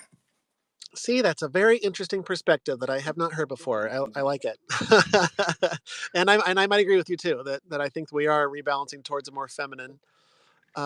Yeah, it's sort of interesting to watch it unfold. Even just the different ways to be creative. I mean, when I was young, to be like a musician or a painter or an artist or whatever, there was like you to even do the act of being a musician or being an artist was confined in so many small little containers, and that space has expanded in the ways to create. I mean, I can I used to have to try and find the recording gear I needed to find to in order to record something, and it would be like I'd go to the music store and whatever and figure out my budget, then buy the equipment and then plug in the equipment in the right way and get all the whatever. Right. Now I can just go to a website and download a freeware thing, plug a little USB thing into my computer, and then I have a microphone that records onto my computer just like that. And I didn't really, it's just instant, basically. Yeah, it's so great. It's so And great even the to have same it thing with work. art. I mean, there's so many different ways you can get like all these Etsy's and all these different ways you can get art out there that you're creating. And there's the container is getting larger and larger. We're not as contained in little pockets. And I love that part of it. Yeah, I agree with you, but it makes me think immediately of artificial intelligence and the art that AI is creating. Do you think that humanity will still um, feel the need to express themselves artistically as much with AI taking over a large part of the art space? Have you thought about that? That's a really good question. I I know. never I thought wonder of as a that species before. if we're still going because the AI art I played around with it and it's fantastic and just beyond amazing, and this is just the first steps. Like we're just beginning to see what it's capable of, and so I wonder how it's going to affect human beings' creativity. I do feel like it may. I think the element of humans wanting to connect with other humans is always still going to be there. Where I feel Mm, like, in one of the ways that us humans do connect with each other is expressing our creative selves with each other, however we do choose to do that. And I feel like the deeper we go into AI generated creativity, and that stuff is out there more, that I feel like there's going to be a I feel like there might be pockets of humans that really are still like feeling that want need to connect with the human more. So art, music created by humans, I think actually will go up in value. I've been told by multiple people that they think I'm full of shit, but I really do believe this. what do they know? I believe that the value of because it feels like that creative element doesn't has always struggled to have to have value, or to the value has always been kind of managed with a group of managers that manage your creative expression, that create the value that people buy into. It seems Sure. to be the history of a lot of our, the music recording industries with producers, labels, all that stuff. There was a huge, I mean, an artist, before they actually got their art out, the musician got their music into the, call it, the public view. I mean, there's like a whole crew of people that are putting that together and putting that machine together to get it out to the people. Right.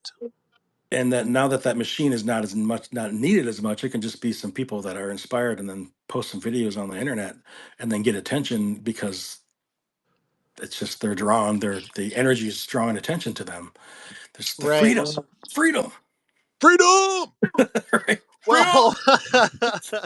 well, what I'm well, I was going to say concerned about. It's not a concern, but I'm just curious because the music industry is an industry. Therefore, they are literally in it for money. They're a corporation, Yes. and so as AI becomes more sophisticated and they can create 20 pop songs that they know for a fact are going to be a hit based on the algorithms and what the AI has told them based on consumer consumption of songs, then they will no longer have a need. theoretically for the humans to create the music and all the cost that goes along with setting up studio space, paying a band, all of the equipment, whatever, Right, marketing, right. all of that. But if they can just have an AI system create a new album with the push of a button instantaneously, create 8 songs that are incredibly popular, then it might eliminate the need for humans, you know? Right. That's a good point. And so I wonder if the human will be able to detect on a emotional vibrational level that this is AI created. Like, am I able to look at a beautiful piece of art that brings me to tears if an AI created it? I don't know. I don't know. Well, my question leads to then, if that beautiful piece of art that was created by an AI gives you an emotional reaction and brings you to tears, does that lessen the value of that emotional reaction? I don't feel like it does. I feel like whatever emotional experience we have is perfect as we feel it, regardless of what triggered that emotional experience. Yeah, So I I'm have with you. forgiveness for AI in that way, but I still have this I'm attached to wanting humans to still want to create. Because I feel like hopefully I just feel like there's an empowerment that comes with creation, like practicing creating by even every time I hear someone say I'm not a creative person, I mean I always just kind of twist the knife in my soul a little bit, like bullshit. Everyone's creative. We are creating everything about our life. So Agreed. it's a compare energy that's being put on the idea of creativity. Well, I'm not as creative because I'm comparing my it's a competing slash comparing energy that I would like people to relieve themselves if possible, because I think it's found it very helpful for me to try to Yep. let go of those comparisons, competing energies. That Yep. to say they're not creative is a false belief, a programming that I hope they can shift. And if they, I maybe have to let go of whether they shift or not, but it is perfect as it is. But Yes, I applaud what you're saying. I totally agree. And I used to teach. I had a little side hustle where I was teaching people to do art. I do little workshop classes and teach just little 2 hours on the weekend or whatever. And yeah. so many of those people were like, "Oh, I'm not very creative. I'm so bad at this." And I would always say exactly what you're saying, like, "Oh, I disagree. I think that you just haven't found the right medium yet, or you haven't found something that you're good at yet, or it doesn't have to be. You don't have to be a Michelangelo, and you don't have to be a painter to be creative. You can also make music or make these chefs are creating this beautiful art in kitchens or gardening and creating these beautiful gardens. That's all acts of creation, in my opinion. Oh yeah, amen to that. Which So which yeah, segues me into an idea around the difference between work and play, because I feel like creativity has a lot of play energy in it, yeah, and I feel like we've been programmed that work is what gets you to where you want to go. Work is going to get you there. You just got to work on it. You got to work, right, work, work. And I'm realizing I've had this sort of a lot of synchronicities recently, yep, really bringing up the subject of play for me. mm, And I was first of all, I had the what the hell is play? I don't know. I'm 47, single father, trying to just keep the keep the days keep the just get keep through a the roof day. over just get through the day. Yeah, keep a roof over Yes, our head, keep the food on the table, like just keep my son engaged in his community activities. Keep and yep, I think I'm realizing that I keep on having this belief that for me to play means I need to just shut all that down and go somewhere else to play.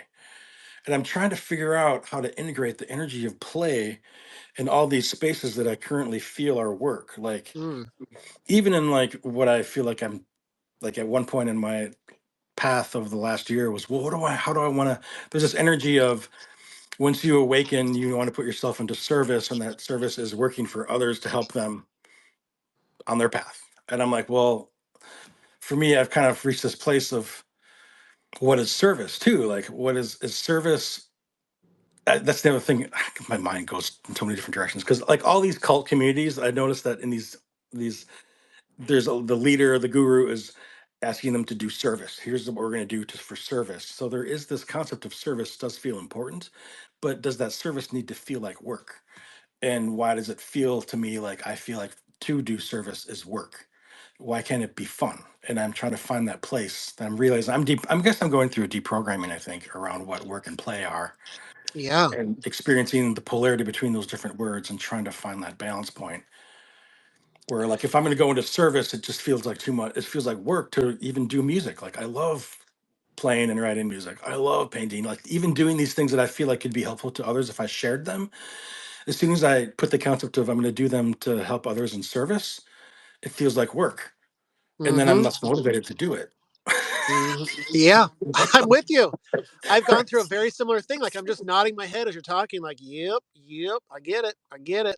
But I think the energy of, if I can figure out that I'm walking this right now, if I can find that energy of play, it's also going to be more exciting to others to experience their version of what they're experiencing with what I share Yeah. And it'll feel like for myself. myself, it'll just feel more natural. It won't feel as Yeah, forced. Like, man. oh, I gotta help humanity. I gotta Right? and it goes into that light worker mode again, or like tip of the spear. We're here to save Right. humanity. Like that's stressful.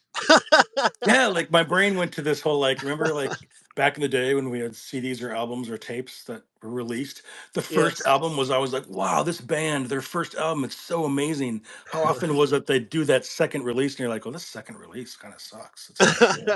Like, Right. maybe there's like one song I like, but that Right. first album they put out there, that first album where they weren't trying to do the work to put the creative thing out there. They Right. just had this album that they were excited about. They wanted to record it and share it with people. Yep. Those first albums from so many bands were always the ones that I'm like, oh man, that's the one. Yeah, where you can just sort of feel that they were in the flow when they were Yeah. making every song or whatever, you know? Yeah. They were playing. I feel like they were Right, playing. right, right. I'm like you in that I felt the same way, and it felt a little daunting, almost like, ugh, I feel like I need to help humanity. Or what does that mean? What does that look like? And Right. I tried many different avenues to just poke around and see what felt right. And I thought like, okay, maybe I'm meant to do like, I thought for a minute, like maybe I want to get into like life coaching. So I started sort of going down that path and it just felt, I was going to say gross, but it just felt wrong. It didn't feel like me. It felt forced. I tried to set up like one-on-one consultations with people and set up calls and we can work through your stuff like a therapy type thing. And it just never connected. So then I tried a different thing and a different thing. And finally, I kind of landed in doing podcasts. And this is sort of, it feels like the sweet spot. When I'm done Nice. recording these things, I just feel like on cloud nine. I feel like I'm doing exactly what I need to be doing, and I feel like people are getting something out of it, and it doesn't feel forced. So I just feel like maybe I'm encouraging you to just keep pushing. I know that you were trying out. You just recently tried out your YouTube video where you were doing like a guided meditation. And how did that feel to you? Did Yeah. that feel like you were in the zone? Did it feel forced? How did it feel? Oh, to be real, I love every step of that. Like, even when I'm doing my, like, first I do the recording of the audio recording, and then I have to put it together into a little slideshow maybe or whatever on for a YouTube video. And I love every step of that process, to be honest. And it's exciting. I always enjoy Yeah. it. And it's funny, the more I listen to it over and over again, the more, and I feel like I'm processing the energy of the meditation as I'm putting it together. I'm trying to intentionally put out the energy that this will be helpful for others as they listen to it. And there's that whole feeling and process really does energize me. And it's the kind of thing where I can, when I start working on that kind of stuff, I can work till like 1 a.m. and not even think twice about it, and then go to work, wake up and work, go to work the next day. And it's almost like I'm in my 20s again. Yeah. Right. Right. Like, but not saying sleep is still important. It's very important to sleep. And if I do that too many nights in a row, then it's not good too many nights in a row. But Totally. occasionally, if I'm in that inspired mode, then yeah, it doesn't. I just, yeah, I flow with it and it's fun and I love it. Yeah, I've been loving doing Yeah. those. I want to do more of those for sure. Yeah, I I feel like love. that's how you know you're in the groove, and that's how you know you're Yeah, heading. And it's not like that's the destination. That's just like you're in the right direction when it just feels so good. and I just, a big thing I love about it. Speaking of service, is I love sharing that energy of the space of stillness and, like, opening this, trying to provide or help a space that helps people reach that stillness space that has been helpful to me, but also, like, just no rush. I'm into this no rush concept. like just be there and enjoy it, and just I'm trying to like I just love that energy, and that's why I love doing those videos, those meditation Yeah. videos. Well, it's super healthy mentally, of course, but it's also so useful, especially this day and age when everybody, I would say most people don't slow down. They don't take a breath. They don't put their phone down. They're just constantly, and I'm putting myself in that camp oftentimes too. It's just like go, go, go, go, go, go, go. And so it's good to have reminders like your videos or like meditation videos like that, that, help to remind you like, hey, take a breath. It doesn't Yeah, have to be go, go, go all the time. right. I've been Yeah. resisting this energy around that where all of them are like 3 minutes long right now. Hmm. And I've gotten feedback that you should narrow those down to 5 minutes. But I'm very resistant to the, I really am at maybe almost cling too hard to the no rush energy. Like, Hmm. so I feel like we're really herded into, well, just let's figure out a way to do it faster, do it faster, do it faster. And I'm just, well, sort of part of me is like, well, I'm tired of always trying to do things faster. I don't think it's actually helpful to keep doing things faster. I I'm agree. definitely I the agree. tortoise in the tortoise and the hare story. I am the tortoise, and but I'm the tortoise who doesn't even like. I'm not even in a race. I don't feel like I'm in a race. I don't perceive myself as racing anywhere. Yeah. I'm a Well, very non-competitive person. I'm not yeah. competitive. Well, you definitely give off that vibe. It's obvious to me. Yes. Right. So I'm like, well, I know that I'm kind of debating that. I'm like, I know it would be helpful to narrow some of those down to 5 minutes.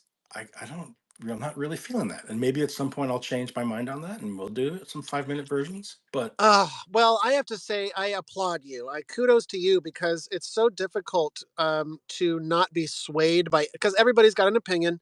Everybody's going to tell you your videos are too long or too short or not this and not that. And so good for you for just saying, nah, nah, I'm going to do my own thing. Thank you, though. Because I definitely did not do that. I definitely in the beginning was like, well, I want people to like me. I want people to care about what I'm doing. I want to get a big audience. I want a lot of followers. I want to, play the game. And I had to learn to let all that go. And it was a process and it was very difficult for me. So it's refreshing to hear that doesn't sway you as much as it did me, at least. yeah, well, I think there's a balance too there too, because there is a balance of needing, we need to work within the reality of the algorithms that we exist in. So Yeah. it is like I was thinking about this. We were talking over the last week around the go flip phone and ditch the screens or not, right? I know. I'm And that tempted. draw to wanting to go to the flip phone. And I was literally thinking, well, but there is also this element of these darn screens are, like it or not, they're tools, and they're tools that help, that actually help me, as well as using these, learning to use these tools, hopefully in healthy ways, help others too. Sure, sure. I So hear like you, I'm but not ready to just, it's kind of like, is going to a flip phone the same concept as saying screw all of the society and going into the woods and meditating for the rest of my life in the mountains, and say, go to Mount Shasta and meditate in the woods for the rest of my life and say screw the rest of society. That doesn't really feel, that just almost feels like what a flip phone would be to me right now. I hear you. You're making me think about it now too, because yeah, I hear you. I don't think there's any balance in becoming, the lone guy in the woods. Um, so it is about balance, but is there a way? I'm asking myself this: is there a way that I can still interact with people within this community, and in a meaningful way to me without my smartphone? Like Yeah. how did people interact with each other 20 years ago or 30 years ago even? Like, like it's absurd to think that I can't make a meaningful connection with somebody because I don't have Instagram. Like that's kind of silly that I've gotten myself to that place. Yeah. Well, I was interacting with people 30 years ago and it was pretty awesome. It was good. I know you didn't have Instagram, did you? So it's like I I loved it. asked myself that too. Like, could I thrive without my smartphone? And I think the answer is yes. I know the Yeah. answer is yes. Oh, I totally could, but I feel like I'm consciously still going to make the choice around keeping it for now I hear you, and I because of the I tool get factor. it. I know. There's frustration in my voice because I just like I want to go off the deep end and just go on team flip phone, but at the same time, like I don't know. I still have my podcast. I can still talk to people on the podcast if I had a flip phone. Like I could. I don't know how much good comes out of having Instagram in my life. I mean, yes, I enjoy scrolling, I enjoy posting memes, but I don't have a ton of interaction with people on there. Honestly, I mean, Right.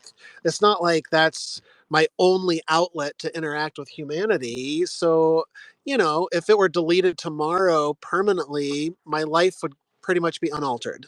And so that says a lot. Like, well, if that's the case, then why am I doing it? That's such a good point. Right. So I don't know. I think about it Ugh. often, to be honest with you. I'm constantly checking in with myself. I think it'd be a fun experiment to try, maybe and just try a week or a month, go to a flip phone, and then come back to see what it feels like to come back, and maybe occasionally try it. Well, I know exactly how it'd feel. It'd feel amazing. Yeah. Yeah. I've Well, gone without it. I could feel it because even the moments like I did like take a walk 2 days ago without my phones. Like Right. didn't even take my phones at all. I didn't want to know what time it was when I was walking. I didn't even want to take pictures of really cool, amazing nature that I saw while I was walking. Even though as I was walking, I was thinking, God, I would love to take a picture of this. I know. You But then know, I'm with you. I do the same thing. like it's But funny the missing of the device as I walk away from the device.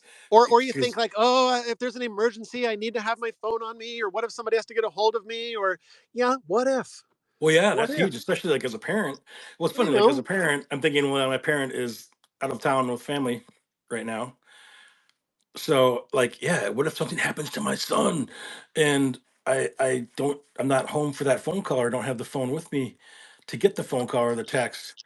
But then I'm also thinking, well, 30 years ago, Exactly.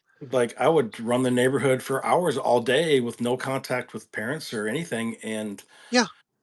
it I don't know. I even had once had an accident. I fell on my bike and hurt my knee and whatever. I was fine. Everything worked Yeah. out okay. Yeah. Oh, I know that's all, but we have to remind ourselves these things because yes, of course that's true. All of that's true. Yes. but at the schools, like, there's an interesting story I heard from someone who works at a school district that finally put down the complete lockdown on phones and was Oh. saying you have to have phones completely either locked away in your locker. Or different schools are doing this more and more, Yep. and so that there was pushback from the parents that even the parents were like, well, what if we need to get a hold of our children? And it was kind of funny to me because I was like, well, okay, there's other ways to get a hold. Right. Right. Call the It's absurd. office.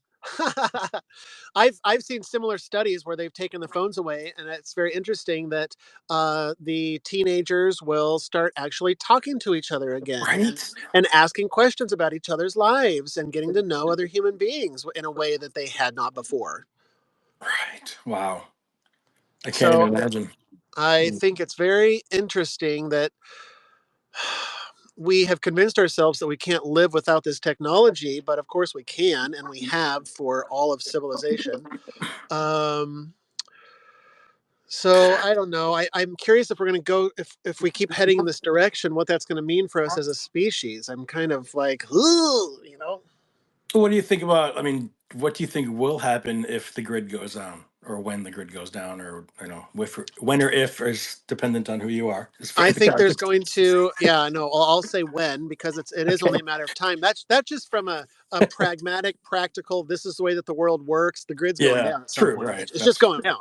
I We've hear been you. very lucky in this country that it hasn't gone down on a massive scale yet, but in other countries across the world, it happens all the time. Right, It happens all the true. time. Yeah, So anyway, when if it does go down, I think it'd be a good thing for us. I think there would be massive chaos for a period where people would sort of freak out for obvious reasons, and the whole banking system would go down, and perhaps the government would go down. Like if we lose power for more than a couple of weeks, it's going to be massive social upheaval for a period. yeah, But I feel like that's mostly in the major cities. And if you don't live in a major city, I think that humanity is very good at readjusting. We're very good at readjusting to things. So I think that if we had to go back to a time when the internet didn't exist, we would make do. There would be a transitional period that would be difficult for us, but ultimately, I think it'd be I think it'd be a good thing. yeah. And honestly, I'm even imagine. I decided to kind of close my eyes and imagine that scenario. And as you say the word chaos, like I feel what you're saying there, but I'm like closing my eyes, imagining that. But I also feel like this. energy of humans really stepping up and helping each other, like people who don't usually wouldn't Totally. help each other. Like we like to believe, well, it's just going to be a lot of riots and burning down buildings and robberies, and but I also feel this energy of communities of people. Like when I say true communities, I'm not discounting communities that are on the internet, but I'm talking about real, like the community in our proximity communities IRL. coming together and really helping each other, like neighbors, really truly helping each other. I think Yeah. happen. Well, thanks for pointing that out because yeah, that does need to be said. And I do agree with you that I think it might be a good opportunity for us to just come together again. I think that would happen, definitely, to Yeah. help others out. I feel like there's a lot in the prepper community, Um, I just think, yeah, I think people would help each other out. Like I refuse to live in fear that it might happen. I'm not going to do that, and I'm not. I'm with you. I think I heard in one of your earlier episodes that you're not really a prepper because you think that's kind of that activates the energy of fear around I what might was for a happen. minute. I was for a minute, definitely. And then I had to really evaluate that, and it was based in fear, so I had to let it go. But yes, I Mm. definitely went into prepper mode for about a year. Yeah. Yeah, because I was scared out of my mind. That's why. Mm. It was all just in fear. But once I realized that, look, I believe there's a divine being or the mechanisms of the universe or whatever that is constantly there to help me out and guide me and lead me, and that I'm always taking that my base needs and my family's base needs are always taken care of one way or the other, then that sort of releases the fear for me, where it's like, okay, something out there is looking out for me. So whether or not I have a year's worth of canned beans stocked up or not, I'm still going to be taken care of. Yeah. I feel that. Oh man. So yeah, I'm just aware of the time. I think you have to go soon. So Yeah. Actually, I do need to roll kind of soon. yeah, It's true. I was just looking at the clock, like, oh. Yep. Yep. Well, It's been shoot, yeah. I really enjoy these conversations so much, and I'm so Yeah. Me thankful too. for you. Yeah. We're Um, thankful for you too, and I really love our conversations as well. Thank you. Yeah, They're fun. thanks. I just feel like I'm being pushed by the universe to be doing more of these conversations with people. And I asked the universe to just sort of deliver to me whoever I meant to talk to. And then you sort of popped onto my radar. And here we are on our third episode. I reached out to several other people that I thought that I just know personally or on Instagram. And every single person has politely declined. And so I'm just sort of at this place now where I'm just waiting for the universe to just show me what's next. And so I'm just enjoying where we're at now, and I'm enjoying having these talks with you. Yeah. I enjoy our Yeah. talks. Yeah. Me too. Thank you very much. Yeah, you're welcome. So until next time, hope you have Yeah. a great Absolutely. afternoon. You as well. Thank you so much. Thanks. Bye. Bye.